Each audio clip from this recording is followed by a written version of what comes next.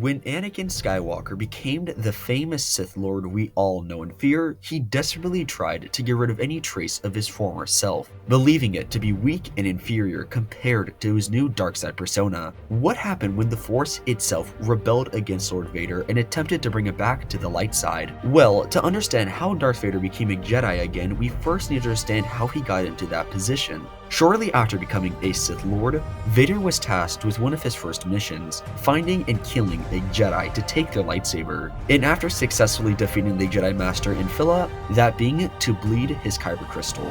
The story begins with Darth Vader arriving on the fiery world of Mustafar, where he had recently chosen to make that his own private planet and the location of his new fortress. After leaving his ship, Vader wasted no time in heading over to the darkside locust that was hidden around a lava bank.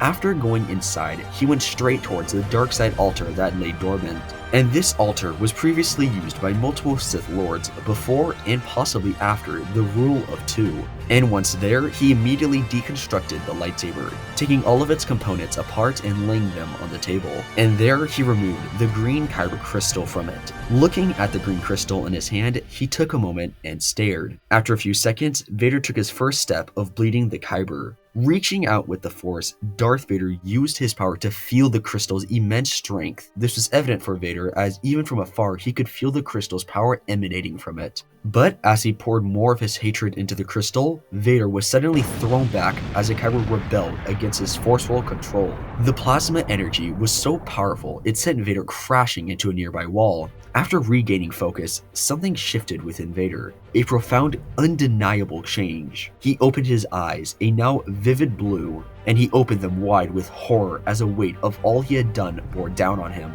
Haunted by the memories of his past mistakes and failures, he felt an overwhelming wave of grief surge through him, but he quickly shook off the despair, understanding now what needed to be done. Fixing his gaze on the crystal, he finally grasped just how far he had strayed from the path of the Chosen One, the true path of a Jedi. He reassembled his lightsaber with a new profound purpose, and Anakin Skywalker, no longer Darth Vader, set a course to Coruscant. He stormed into Palpatine's office. The Sith Lord brimmed with anticipation and welcomed him eagerly. "My apprentice, you have returned.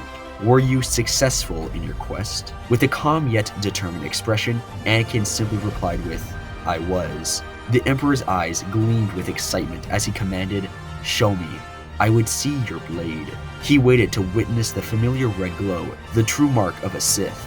But as Anakin ignited the weapon, it donned a brilliant green glow. Palpatine's confidence flickered as he sneered, "Ah, so you have made your decision." Anakin replied firmly, "I have." In a split second, Palpatine sprang forward with unnatural speed, his crimson blade slicing through the air as he launched himself at Anakin. Their lightsabers clashed, each strike filled with raw power of their respective paths. As their blades locked, Palpatine's voice dripped with scorn. "So be it, my friend." With darkside fury, he unleashed relentless strikes at Anakin, his power pressing Anakin back with a torrent of energy. Sidious sneered, "You have chosen weakness. So be it." Every word was laced with venom as he attempted to break down Anakin's spirit.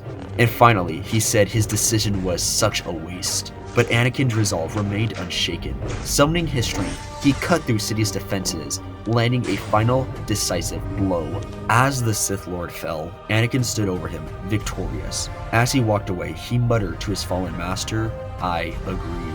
Without another word, he turned and walked away, leaving the darkness of his past behind as he left the planet. He left the Empire to crumble, as without Palpatine, there was no one to take the lead, and within days, everything fell apart. But this didn't affect Anakin, as he only had one objective now: to find his former master, Obi-Wan Kenobi. As Obi-Wan sat alone on a beautiful landscape, looking at all the life that inhabited it, he suddenly felt a presence he hadn't felt since Mustafar. Quickly turning around and activating his blue blade, he stared at the man who was once Anakin Skywalker, the man who he thought he had killed. But Anakin, not wanting to fight, would just say, "Obi-Wan, please," as he begged for forgiveness. And Obi-Wan looked down at his former brother as he raised his lightsaber up, but then stopped as he deactivated it, realizing that his friend was truly back. Opening his eyes in a rage, Vader snapped out of the vision and marched towards the crystal still on the table and said, "No, I refuse. This is all there is." as he grabbed the crystal and fused it with all of his hatred and anger, and an emotion so powerful that the entire planet was shook by it. He bled the crystal, his mind flooded with all of the memories of his past. And then, back on Coruscant, he appeared in front of his master as he turned on his lightsaber to reveal a red glow. While this may have only been a Force vision, I still find it very interesting as it shows that Vader could have been redeemed early on. Because in the story, it shows that there was still a part of him that did not want to become a Sith, and that it still wanted to do the right thing. But anyway, that is what happened when Darth Vader killed Palpatine. I really hope you enjoyed today's video, and if you did, it would mean a lot to me if you would like and subscribe, as it would help the channel out a ton.